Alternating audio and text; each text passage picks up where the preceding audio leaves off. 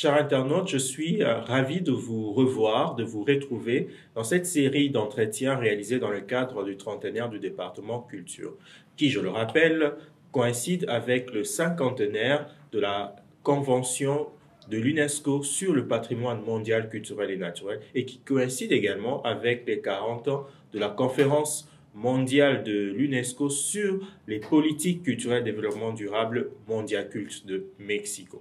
Je reçois aujourd'hui pas un enseignant, mais un alumnus. Et je veux vous demander de pouvoir les découvrir avec moi. Qui êtes-vous? Je me garde de donner votre nom. Bonjour, professeur Ribio, merci pour l'invitation. Alors, qui suis-je? Ça, c'est une bonne question. Je suis Jean-Paul Lawson.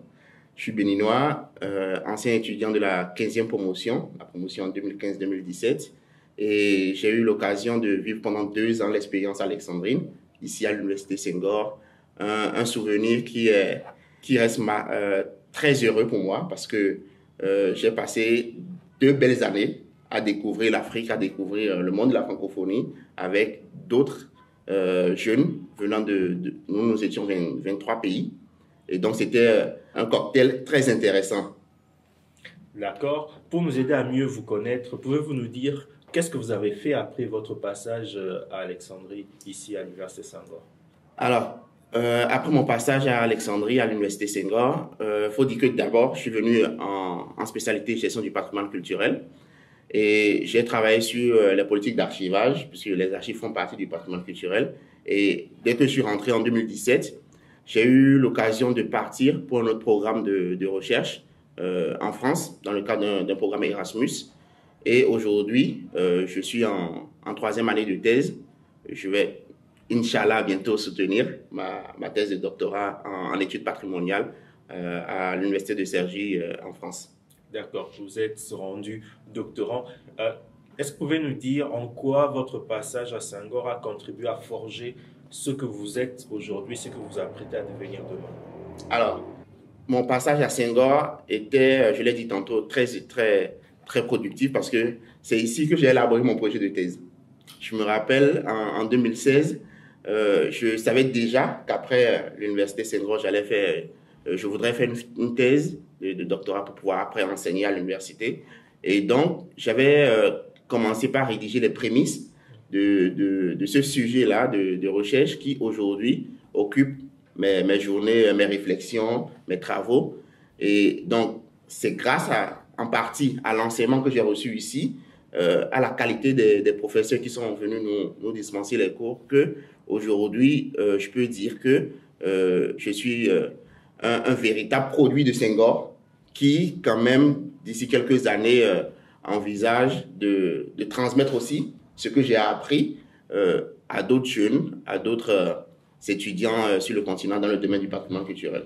D'accord, on évoque notamment aussi pour les chercheurs ce service à la communauté parce que la science doit être au service des sociétés, au service des communautés. En dehors de vos recherches doctorales, est-ce que vous avez une certaine implication sur le continent dans le domaine du patrimoine, sur le plan professionnel, sur le plan de l'appui aux différentes entités publiques, privées ou associatives?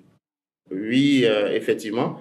À côté de mes recherches de ma thèse, je préside une association dénommée Patrimonius, Patrimoine du Monde, qui est basée en France, mais qui réalise des activités, des actions en faveur du patrimoine africain.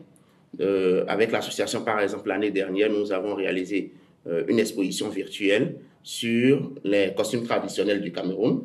Et ça a été tellement très suivi qu'aujourd'hui, beaucoup nous attendent sur ces questions d'engagement associatif. Je suis aussi membre des programmes jeunes professionnels au sein du Conseil international des archives et du Conseil international des monuments et sites. Et donc, avec d'autres jeunes, nous travaillons à ce que ce ne soit plus seulement les États qui s'occupent des questions liées au patrimoine, mais aussi les entreprises privées et les organisations de la société civile. Ah, ça, c'est une bonne chose. Et au passage, je signale, en matière d'archives, puisque vous y travaillez, que le département, en collaboration avec l'École nationale des chartes et l'EBAD, qui est l'École des bibliothécaires, archivistes et documentalistes de l'Université Cheikh Anta Diop, nous avons un diplôme universitaire totalement en ligne en sciences des archives. Et nous en sommes à la 2e promotion. Le DUSIB. Non, DUSA.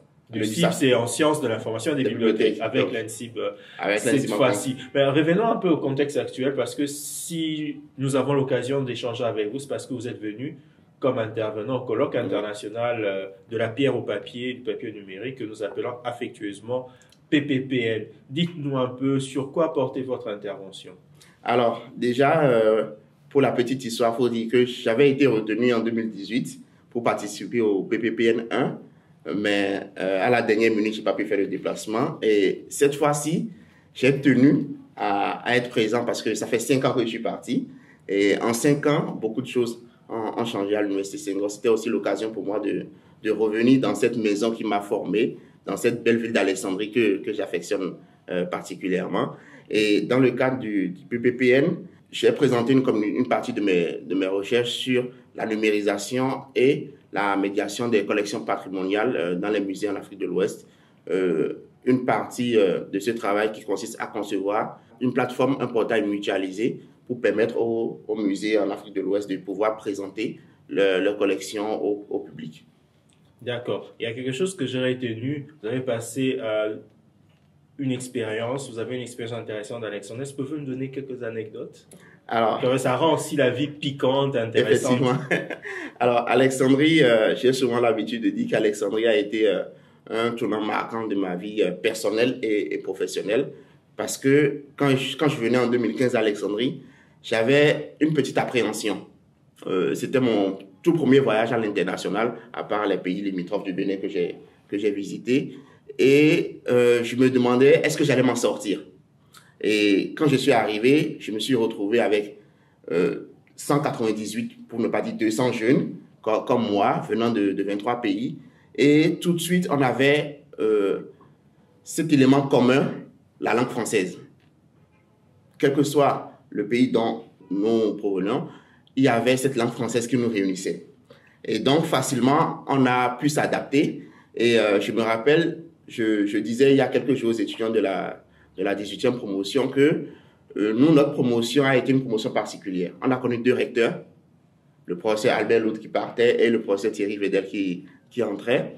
On a connu sur le plan économique la première année avec une monnaie, le pound, la livre égyptienne, le pound, qui était quand même assez bien, et une deuxième année où ça a été dévalué. Donc, toutes ces questions font que ça nous a soudés. Aujourd'hui, l'Université Senghor m'a permis d'avoir un véritable réseau. En partant par exemple au Cameroun ou au Sénégal, avant même que je n'arrive, j'ai déjà une communauté sur place qui est prête à m'accueillir. Et pareil, quand d'autres amis arrivent au Bénin ou au Togo, on a cette communauté, ce réseau-là qui facilite les échanges et les contacts.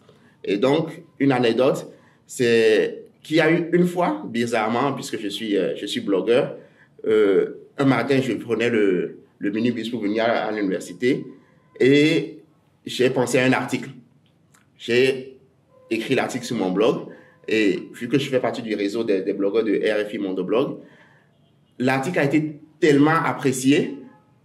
C'était un article qui portait sur une femme imaginaire, mais tous ceux qui ont lu l'article ont pensé qu'effectivement, j'avais rencontré une jeune femme en Égypte qui m'avait tellement marqué que depuis ce jour-là, quand je parle d'Alexandrie, ils disent tu as une lueur dans tes yeux. Et donc, l'Université Senghor, l'Égypte, je peux dire que c'est incroyable. C'est le seul mot que je peux dire. C'est une expérience qu'il faut vivre, qu'il faut renouveler de temps en temps. Et c'est aussi pour cette raison que j'ai tenu à revenir après 5 ans. Ah, ça, c'est une bonne chose. Nous allons chuter. Vous êtes alumnus, donc vous avez un certain recul. Et le département fête ses 30 ans. Il y a quand même une dimension prospective qui est intéressante. Avec ce recul, quels sont les points sur lesquels vous souhaiteriez que le département insiste davantage dans ses activités de formation au profit des générations qui vont venir? Alors, merci pour la question, c'est très intéressant. Moi, je pense qu'aujourd'hui, pendant longtemps, la question du patrimoine et des industries culturelles ont été décidées par les gouvernements, donc les États.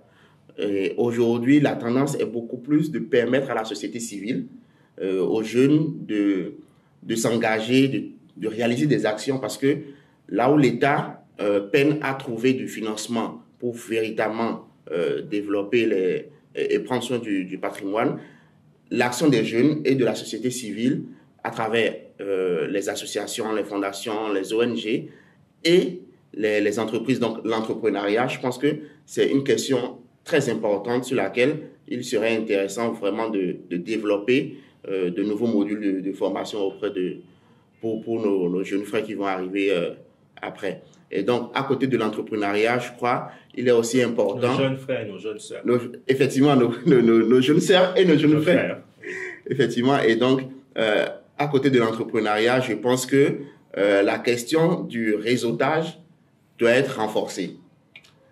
Bénéficier du réseau Senghor pour que nos jeunes sœurs et nos jeunes frères qui vont arriver après puissent véritablement trouver des stages, acquérir de l'expérience et évoluer dans leur carrière professionnelle. Monsieur Jean-Paul Lawson, je vous remercie. Merci, professeur Ribio. À vous également, merci de nous avoir suivis. Nous allons nous retrouver au prochain numéro d'entretien dans le cadre du 30e du département culture de l'Université Senghor à Alexandrie.